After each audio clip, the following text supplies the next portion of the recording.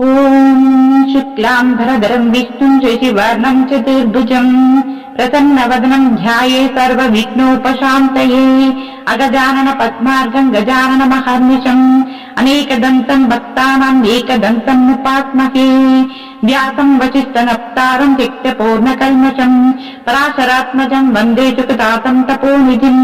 व्यासाय विष्णुरूपाय व्यासरूपाय विष्णवे नमो वै ब्रह्मनिधये वसिष्ठाय नमो नमः अविकाराय शुद्धाय नित्याय परमात्मने तदैकरूपरूपाय विष्णवे सर्वविष्णवे यस्य स्मरणमान्त्रेण जन्तु संसारबन्धनात् विमुच्यते समस्तस्मै विष्णवे प्रभु विष्णवे ॐ नमो विष्णवे प्रभु विष्णवे श्रुत्वध्वर्मनशेषाना पावनानि च सर्वशः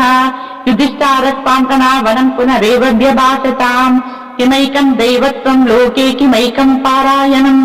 सुवन्तः कमर्थतः प्राप्नुयुर्मानवः शुभम्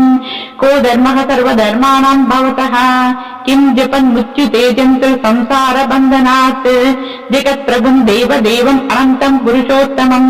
सुवर्णमासहस्रेण पुरुषगतोत्थितः तमेव चेत्ये नित्यं भक्तपुरुषव्ययम् ध्यायं सुवर्णमासश्च यजमानस्तमेव च अनादिनिधानं विष्णुं सर्वलोकमहेश्वरम् लोकाध्यक्षं सर्वदुःखगतिगो भवत् ब्रह्मण्यं सर्वधर्माज्ञां लोकानां कीर्तिवर्धनम् लोकनाथं महाद्भूतं सर्वभूतोद्भवम् एष मे सर्वधर्माणां धर्मो निकमो मतः यद्भक्तपुण्डरीकाक्षं स वै नरः सदा परमं यो महात्तेजः परमं यो महात्तपः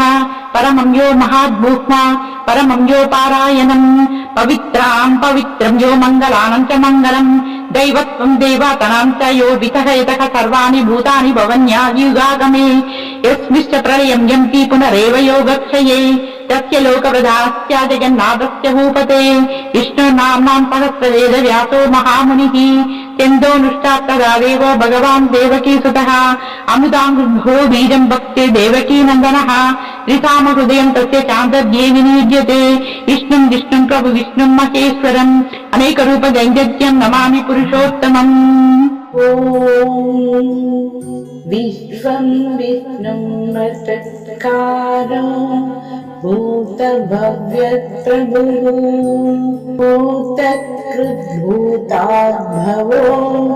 भूतात्मा भूतभवनः भूतात्मा परमात्मा च मुक्तानां परमां गतिः